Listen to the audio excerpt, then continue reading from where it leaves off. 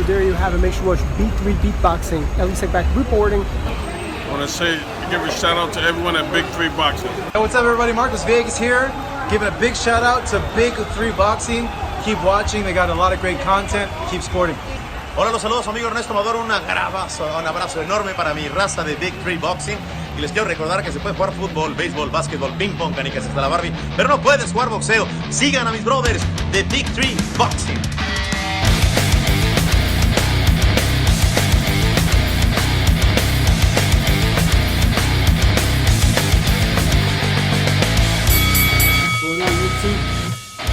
Big 3 Boxing Lady coming at you live from Toucan's Tavern. Big 2 Boxing today because, you know, fucking homeboy Tony playing Little League basketball again, you know, the season is on. The fucking kids are, you know, fucking breaking his ankles. You know, we'll see how this motherfucker, he doesn't learn his lesson, dog. Last time he fucking broke his knee almost and shit. He got a hernia or some shit. And these fucking 12-year-olds are gonna fuck you up, Tony. You better fucking retire, become a coach or something, dog. I don't know what you're doing. They're getting faster, stronger, taller. You know what I'm saying? They drive his ass in. He can't even stop him. I don't get it, dog. What's the point? What are you trying to prove, Tony? We're gonna do a short one for you guys today. We haven't been here for a couple of weeks, you know, but we're definitely gonna get you guys back on track. Well, we got the next week fight, a big one for all the big Mexican heavyweights. Pretty much the only Mexican American heavyweight that we've seen. Meaningful fight. Meaningful fight. These guys are, you know, former world champion, former world title contender, Ariola and Reese. That's gonna be a good one. We'll bring you a good episode next week. But today we wanna, you know, go over some trash that we saw this weekend. First of all, the whole Triller thing, the whole YouTube star, and you know what? There was a legit fight there. Ivan Redcatch and Regis Prograis that turned out to be fucking a real disappointment. Redcatch, you know, bitched out. Like, I don't know how else to say it, but he fucked me on my bet. First of all, but forget about that. He did not get hit with the body shot. It was a phantom shot. What do you think about that? That was a bitch move. For being a professional boxer, dog? Right, that was a bitch move. And I always respected Redcatch because he always gave good fights before. Yeah, Redcatch, you know, he's a solid fight. He's okay, you know, but he bitched out in this fight. Regis was. Why would you do that? I don't know. There's cameras everywhere. We're gonna see a replay. Right, but I don't fucking know. But you know, that was kind of fucking bullshit. You know. Well, Regis was coming strong in the later rounds, so he was gonna knock him out regardless. Oh yeah, but at least get knocked out like a man. Right. He should have got. Or let the referee stop it, or the corner throw in the towel or something. Right, yeah. Don't fucking fake an injury, and he's on the ground rolling and crying, like, you know, he had me for a second, you know. Until I saw the fucking replay, I'm like, fuck, there was nothing. So, you know, fuck that guy, and he made me lose some money. So fuck that motherfucker. The main event of that, of course, everybody knows it was a Jake Paul versus Ben Askren. Ben Askren. My God, what can I say? Another fucking piece of shit. I think the most entertainment we got that night was seeing Oscar De La Hoya high and shit as fuck. You know, he blazed it up with Snoop Dogg. He was in a whole different mode that night, and it showed. You know, Oscar he's having a good time. I guess, you know, what can we say? You know, Oscar will be Oscar. You know, we can't judge. You know, but he was a little high. You know, looks like he was having a great time. Just a little high, just a little bit. That's all. You know? So, you know, Jake Paul, he wins in the first round knockout. I mean, some people don't know boxing are like trying to say like that fool's legit, and you know that fool fucking, you know, he can box. He looks good because he's fighting non-boxers. Let's get one thing straight. He's good for a normal Joe. Yeah, he can throw hands for a normal Joe, but if he fights a real boxer, come on, he's gonna get fucked up. And I think it's time to put him again because, you know, since he thinks in his own mind, and a lot of his fans think that he's for real. Well, you know what? Let's try him out. Put him in against why not throw him up against Oscar De La Hoya himself for his comeback fight? That would be fair. Or he's calling Canelo out. Come on, dog. You know Oscar was high, dog. What can I say? You know, he could take what he said. No. Jake Paul called Canelo out. No. First of all, get back in your lane, Jake. You're a YouTube star. Yeah. Stay that way. You know, don't fuck up what you got going. You got a lot of millions. As a matter of fact, I'll challenge him. Pay me fucking $500,000. I'll fucking get in the ring with that motherfucker. Fuck yeah. But the people are asking, is Jake Paul for real? No, he's not for real. Not as a real boxer. You know, don't mistake this shit that he's doing. These are shows. These are YouTube stars against non-boxers. Parker said, he is good against the average person, but not against the real fucking boxer, you know, like especially if you have to make weight and do all that shit, because this was clearly a heavyweight, right? You know, I mean, if you really if they put him on the scale, so whatever. With that being said, we did see a real boxer fight, another piece of shit because it was a piece of shit fighter fighting Dimitri's Poo Andrade. Defended his belt against. I'm gonna go in on his ass. Actually, I'm gonna let you take over this. Who did he beat, and who's that guy that he beat? Liam Williams. I heard he got ran over. He couldn't walk for like a year. Yeah, he did get hit by a car. He also got beat up by Canelo's leftovers, Liam Smith. Yep. Caleb Smith's little brother, who got knocked out by Canelo with the body shot, was knocked out Liam Williams. So how does he become the contender for Andrade? That's what I don't get. How did he become the mandatory? And how did Andrade struggle against this guy? I heard he got hurt. He did twice. Twice. So Dimitri's Poo Andrade, all these fucking channels that fucking were saying before this fight that everybody's avoiding him. He's a boogeyman of 160. The thing, if you're gonna become a boogeyman, you gotta be knocking fools out. Andrade doesn't do that. These channels are bullshit. The LDBC is bullshit. So where do they get that he's a boogeyman, or that people are don't want to fight him when clearly he's been called out by fucking many fighters? You know who he's ducked? Lara. He ducked Lara. He ducked Jermel Charlo. And Jacobs too. And Derevchenko. So if he's saying like this fool has never defeated a champion, but he's running in his mouth like he's defeated like 16 champions like Canelo. First off, step up in competition and defeat a champion before you can talk your shit.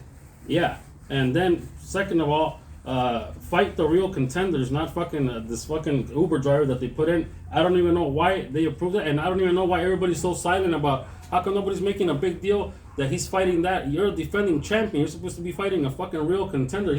That guy was not a contender. You know, like, what the fuck, man?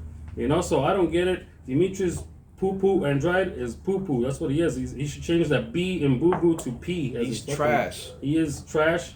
I don't know what the fuck to say anything. I don't even want to give that guy any more time, to be honest with you. I don't want to hear about it no more.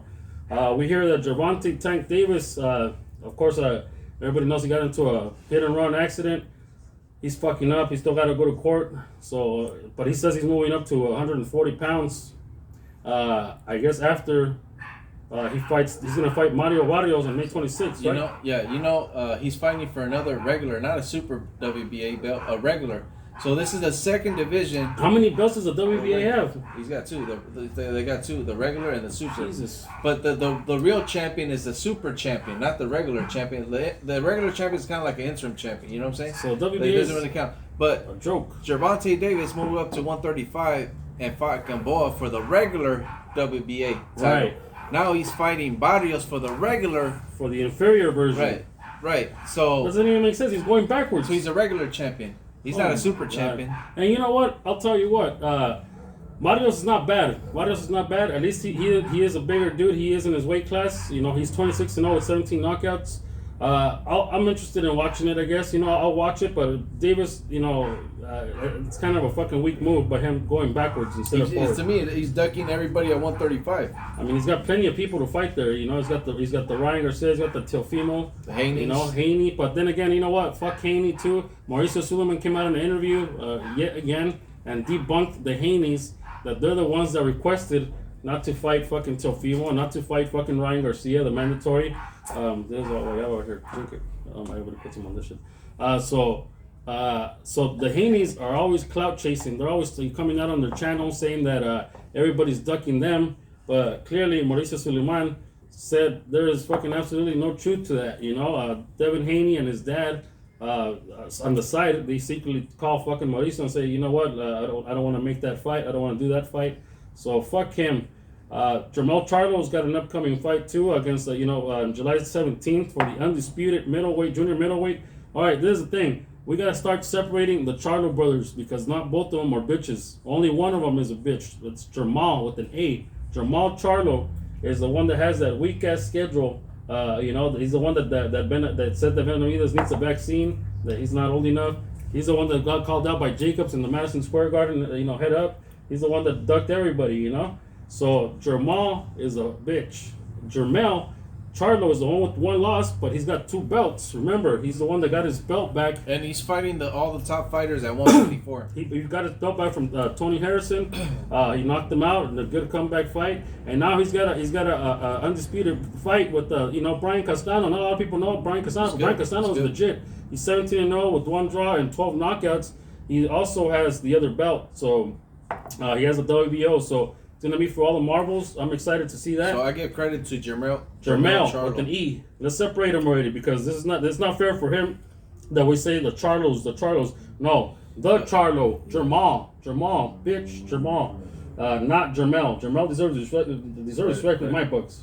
He deserves credit. Jermell has talked shit on his brother that he's not the one ducking fights. So all credit to Jermell Charlo. He deserves all the credit. Yeah. And if he wins and becomes undisputed, I'll give him props. I give him props right now, but I'll give him even more props, and he deserves to be on the top 10 pound for pound list. Yeah, he does. Not the other fuck. Not Jamal.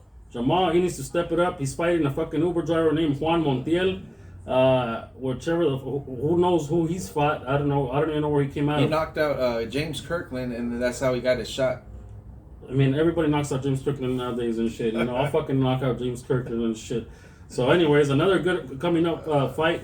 I'm actually excited for this one because it's going to be a fucking war while it lasts. And, of course, if it involves Mexicans, Luis Neri against Brandon Figueroa for the WBC Junior Featherweight belt on May 15. Hey, mark it down on your calendar. That's gonna Slugfest. That's gonna be a great fight, May 15, dog. And put your money on Neri. Put your money on Neri, and you know what? Put your money on Neri by knockout because Figueroa, his defense is not good, and he comes to fight too. So, but he's gonna get handled.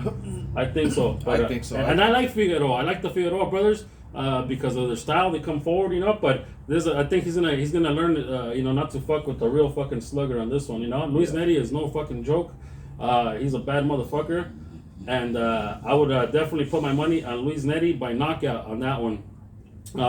Anyways, today marks the 1 month before this big fight coming up in May 22nd for the undisputed 140-pound division championship between Josh Taylor and Jose Carlos Ramirez. I wish I had the ticket with me. If we had to bring it, I have it inside. I already placed the Vegas bet. We're telling you right now, Big 3 Boxing is 99% sure that fucking Jose Ramirez is going to be the undisputed first Mexican descent undisputed champion of the world at 140 pounds. Josh Taylor has been running his mouth. I never seen Jose Ramirez ever talk shit on nobody, but he says that Josh Taylor got under his skin because he's making stupid videos and he's not taking this shit serious. Jose Ramirez is a very serious fighter. He's got a brand new born kid. He's got a lot of motivation. He says he's got a full training camp. He's training with Virgil Ortiz, Mikey Garcia, the Robert Garcia camp. You know how nothing but fucking champions out of that camp. Yeah. So 1 month away. So right now, what are the bets at?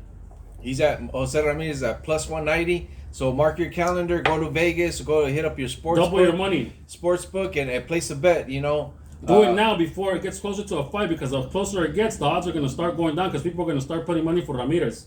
So do it right now. Well, he's at what plus 190. Fuck, that's doubling your money. Throw in the ranch. You'll get 2 ranches by the fucking May 23rd. You'll be the owner of 2 fucking ranches. Yeah. Oh, speaking of betting, we also got a parlay. May 1st is Katie Taylor, Joseph Parker, and Andy Ruiz. Ruiz. That's a hot parlay. If you guys want to place a bet on that one. Right. So Andy Ruiz, as you all know, is gonna fight Chris Arreola. This is gonna be a good fight. I'm excited for it. But we think that Arreola's past his days, his best days. But even though that's the case, Arreola has always been a warrior. He's a Mexican warrior. He's always come to fight. He's never been in a disappointing fight ever. No, even though even when he's lost, he's never been a disappointing fight. So he dies on his shield. And I believe he's gonna die on this shield too because I think Andy Ruiz has got a lot to prove after the disappointing performance with Joshua. And now that he's with Eddie Reynoso, the Eddie Reynoso camp, the best trainer in boxing right now. They don't fuck around. They don't take any slackers. So Andy Ruiz has lost like over 40 pounds since he's joined Eddie Reynoso and it shows in his videos. And I think he's gonna prove a point. And I think he's gonna knock out Arreola. I'm not gonna say what round, but I think he's definitely gonna win by a knockout. For sure. So yeah, so put your money on that, and if you could parlay that one and Jose Ramirez right now, shit, do it because that'll be a fucking nice payday right there. Andy Ruiz, Jose Ramirez. You can do those 3 fights we mentioned: Taylor, Parker, and Reese for that weekend, and then you can do a bigger bet with those 3 plus Jose Ramirez later for another bet. Right. So there's one fight this weekend that worth talking about. Navarrete, yeah. Yeah, so is Emmanuel Navarrete versus I don't know who the fuck he's fighting, but we'll pull it up right now. But Emmanuel Navarrete is fighting Christopher Diaz. Diaz has only lost twice. But Navarrete, everybody knows, is undefeated. Just put your money on Navarrete, whatever you do. I don't fuck around with the Vaquero anymore. Learned my lesson against that fool, but definitely Navarrete is a beast. Christopher Diaz, he's legit, but I think Navarrete wins by knockout. for sure. What do you think? I think Navarrete should win, but he's such a heavy favorite. Like it's like unless you put in like $10,000, it's like right. But he's such a heavy favorite. He should win. He should win. Yeah. So with that said, we're gonna go over our records. We haven't given the records for a long time. We fucking lost track of that shit. Parker did the math and he went back videos. So what are the records right now, Parker? So Tony, well, the motherfucker, he's gonna take it now because he didn't give a prediction. Yeah, we're gonna give that fucker a he's gonna get it now. So Tony's record right now is 163 wins, 24 losses, and 3 draws. Toucan is 154 wins, 33 losses, and 3 draws. Parker, myself, 161 wins, 26 losses, and 3 draws. There you have it, ladies. So not too shabby. My record looks bad, but it's not as bad as it looks. Bad. It's not as bad as it looks. It's in the 80s. It's not bad. I know, but it's worse than these guys. But you know what? I have won the most money, I think. So that is true. That is true. So but and I'm telling you guys right now, 1 month away, go fucking to Vegas or go to your local bookie, whatever you gotta do.